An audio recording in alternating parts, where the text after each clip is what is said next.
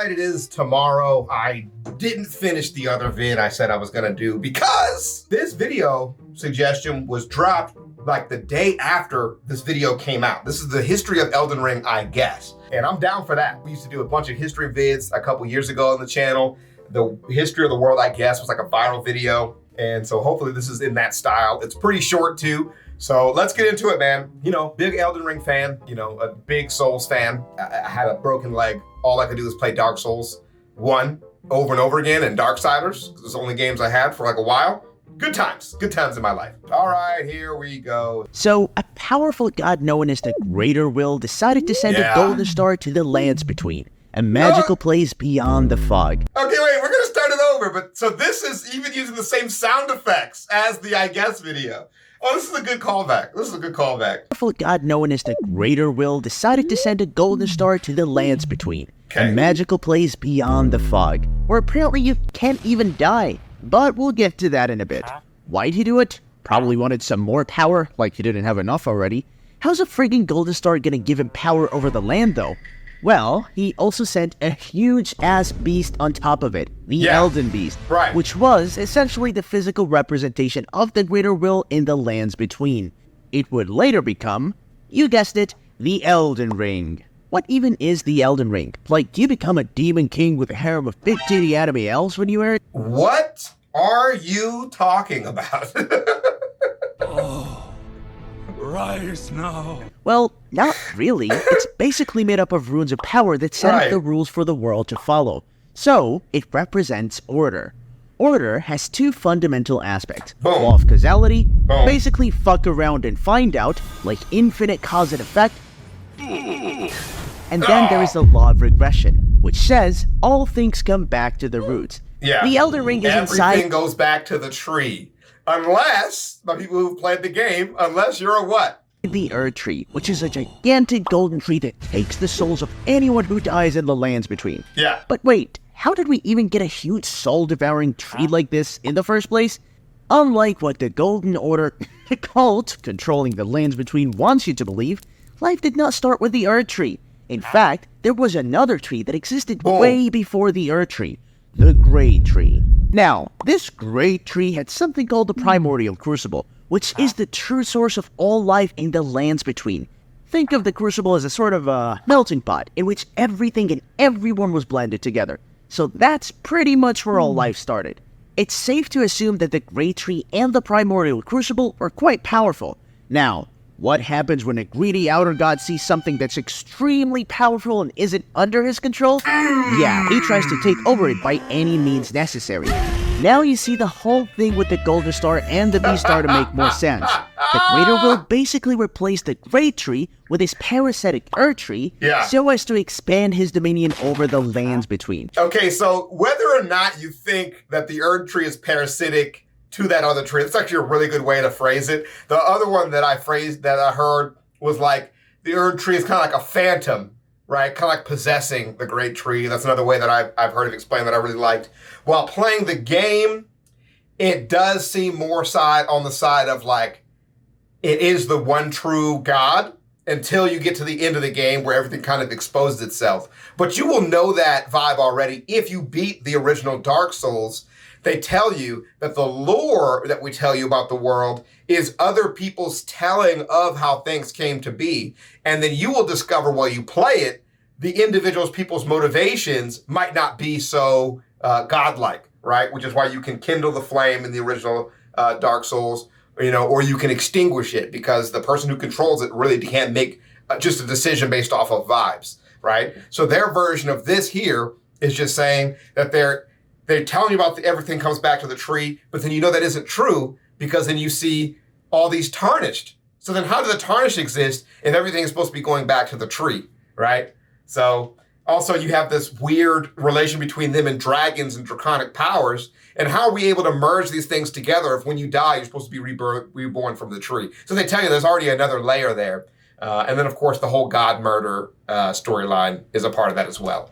And he didn't really care about doing it too peacefully either. Yeah. As expected, the already existing factions resisted the order established by the Erd Tree in the beginning, but were subdued due to a series of wars. More on that later. Which is dope. When you play the game, you see the graveyards of all these other wars that happen, and you can see all the different factions in the different areas kind of still fighting this eternal war, which is a great structure. Kind of feels like 40K inspired, right? The whole eternal war theory or theme. To establish his order in the lands between, the Greater Will sent messages to the two fingers. But there's a problem.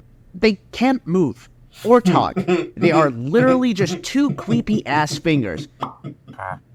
So they hired witches to translate their gang signs into prophecies. Damn. These prophecies will later be told to the TARDIS, but we'll get to them later in the story. Enter the Empyreans. Okay. These were powerful beings chosen by the fingers to serve the Greater Will as potential vassal gods in the lands between. Each Empyrean would be given a shadow, typically a huge wolf, to serve them unconditionally. All this background information is important to understand the single most important character in the game, Marika, who also happens to be an Empyrean. Marika was smart. In fact, she was so smart that she removed the concept of death altogether from the lands between. Cold. Remember when we said the Elden Ring consisted of runes that governed the world? Yep. Well, after becoming a god, Marika plucked the Rune of Death, aka Destined Death, from the Elden Ring and gave it to her loyal wolf Malekith for safekeeping. That ugly motherfucker then proceeded to imbue it with his sword to create a black blade that could basically kill anyone.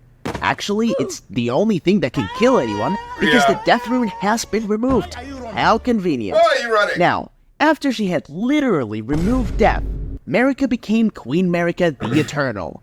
This was the beginning of the religious cult known as the Golden Order. Marika served as the god, while the Elden Ring and Erdtree represented her claim to power. As you could expect, the Golden Order wasn't exactly received well by some of the ancient factions existing in the lands between. Yeah. There were flame-wielding fire giants that could burn the Erdtree, so you had to deal with them. Also, a race of powerful dragons that posed a threat, and a whole army of moon sorcerers too. Yeah. So, Queen Marika knew she would have to fight multiple wars to establish her order's legitimacy. She couldn't do it alone though, so she got married. She found a crazy strong war-craving simp named Horalu. Thus, he later became Godfrey, the first Elden Lord demigod. I was about to say, where does Godfrey come in? But his original name was what? Married. She found a crazy strong war-craving simp named Horalu. Okay. Thus, he later became Godfrey, the first Elden Lord demigod and king consort to America. Godfrey was a fierce Tier 3 sub who won many battles for his queen. The power couple committed genocide on the entire race of fire giants, except one who was cursed by Marika to look after the Flame of Ruin for eternity. So begins the Age of the Erdtree, with the Golden Order's dominance reigning supreme. Godfrey also fathered 3 demigod children with Marika, starting what is known as the Golden Lineage. Godwyn the Golden was the first of the pair's 3 sons. He bravely led the charge against the dragons when they attacked Leyndell, the capital city of the Erdtree champions. Godwyn ended up befriending an ancient dragon, Fortisax, after defeating him. This somehow started a dragon cult within the city, and the Knights of Leyndell gained the ability to wield lightning. See, the whole dragon thing too, there's a whole other layer there where basically like dragons were just so strong and they could destroy the city. So there's this weird relationship between all the defenders of the city and their obsession with dragons. So then they kind of take on the form of dragons as well. And he's saying it's like a respect thing, but I think it's kind of just like that obsession of power. Just being like, if dragons are the only thing that should kill us or could kill us, then we should just take on the power of dragons also. The other 2 sons, Morgoth and Mog, were not so lucky. They were omens, which basically meant they were cursed with horns all over their body and head. The Golden Order did not like horns at all. Yeah, but they can't return back to the tree, which is the whole thing. Oh, did I say TARDIS before? That's not what I meant. Yeah, that's not what I meant. I meant omens. Morgoth was banished from society, and Mog got literally sent to the underworld. Anyways, as the enemies of the Golden Order fell one by one, Queen Marika and her empire grew stronger than ever. The toughest retaliation they ever got was probably from the House of the Moon in Liurnia. The House of the Moon was led by Rennala, a powerful moon mage. Her faction consists of the Academy and the Carian royal family. The war seemed to never end until one day, Queen Rennala met a red-haired giant, Radagon, a champion of the Golden Order. The two met in battle and were like, fuck it, let's get married and end all war. And that is exactly what happened. Radagon smashed Rinoa and they had 3 kids. Lunar Witch Rani, which took after her mother's lunar magic, Star-Scorched Radon, an accomplished general who loved experimenting with gravity, and a freak named Rykard that fed himself to a giant snake.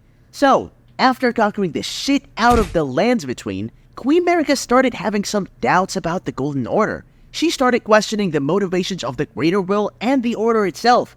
Better late than never, huh? She took away the grace from her husband and his warriors, sending them out on a long march to a land far away, from where they were to return one day. Thus, they became the Tarnished. Soon after Godfrey and his Tarnished warriors left the capital, Radagon saw a chance and left Rinoa to come back to Lanedale. He succeeded in Riz America, becoming her second husband and consequently the second Elden Lord. Well played. Poor Godfrey was replaced quicker than Taylor Swift's ex. Damn. His union with Marika gave birth to the cursed twins, Michaela and Millennia. Oh, wait a minute. That's their dad. I thought their dad was Godfrey. Okay. What happened to Rinoa, you might wonder? Well, she got crippling depression and her house fell into a civil war. It was sometime after this that Rani, the Lunar Princess, decided to steal a fragment of the Root of Death from Malekith and used it to forge god-slaying knives. In a strange plan to bring forth a new age, she collaborated with the Black Knife Assassins who killed Godwyn using her newly forged knives, then she killed herself too. The Rune of Death in the Erdtree's roots gave rise to Deathroot, an affliction that caused some skeletons to reanimate and become hostile. Overall, it wasn't a very pleasant scene for the worshippers of the Erdtree. Saddened by Godwyn's death, Marika decided to shatter the Elden Ring, a step that would completely alter the history of the lands between. Radagon, in an attempt to fix shit up, tried to repair the ring, but to no avail. This brought forth the wrath of a certain disdainful outer god, who imprisoned Marika within the Erdtree as punishment for trying to escape the Matrix. Things quickly went south after this, as the Golden Order went to shit. The great ruins of the Elden Ring were eventually inherited by Marika's demigod children, who started fighting each other and lost the Greater Will's grace. The shattering gave rise to many conflicts in the lands between, which slowly turned into the accursed wasteland you encounter in your game. However, at some point after the shattering, the Tarnished came back to the lands between guided by grace. They even got help from the Two Fingers, which implies that Greater Will wants them to be there.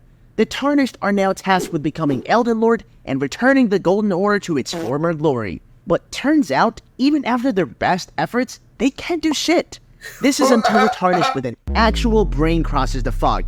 That is you, the player. Rather than being at the mercy of two giant fingers, you will meet Melina, a strange woman who will guide you through the lands between. There is strong evidence to suggest that Queen Marika herself is behind your quest and that she has appointed Melina to guide you. I was about to say, because now when you put all this together, she's way more suspicious because she just snitches on every way to destroy the Erdtree. And why would you do that then? Like, what would be the motivation? And that makes a lot of sense. That Queen Marika herself is Queen Marika already tried to destroy this establishment. So yeah, that's like maybe like a reincarnation or maybe like a bastard daughter or something like that to her. That would make a lot of sense. And that she has appointed Melina to guide you. Speaking of Marika, it appears she is Radagon, or that Radagon is herself. What we mean by that is that they are one, unified. They might have been separate entities, but in-game evidence seems to suggest that they somehow unified after the shattering, which is quite strange, but makes sense. As Radagon is also imprisoned with Marika in the Erdtree, even though he tried to oppose that bitch when she was smashing the Elden Ring. There is also the possibility that they were always the same, and Marika herself went on to have children with Rinoa to accomplish some sort of grand scheme. Very strange, yes, but possible nonetheless. Like and subscribe, or I will terrorize your local ice cream shop. Okay, thanks a lot for that. Thank you a lot for that. All right, well, that was awesome. We have two other ones that he's made, but I'm not nearly as interested in those as I am the freaking Elden Ring video. Maybe the League of Legends one might be kind of fun, because I forgot they actually have lore there.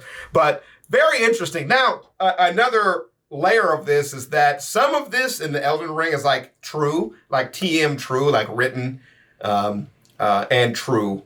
But a lot of what it means and the motivations, again, like I said, are just really mysterious. Like, you don't really know why some of this stuff happened, especially when you do the whole Ronnie's quest, which is one of my favorite quests in the whole game.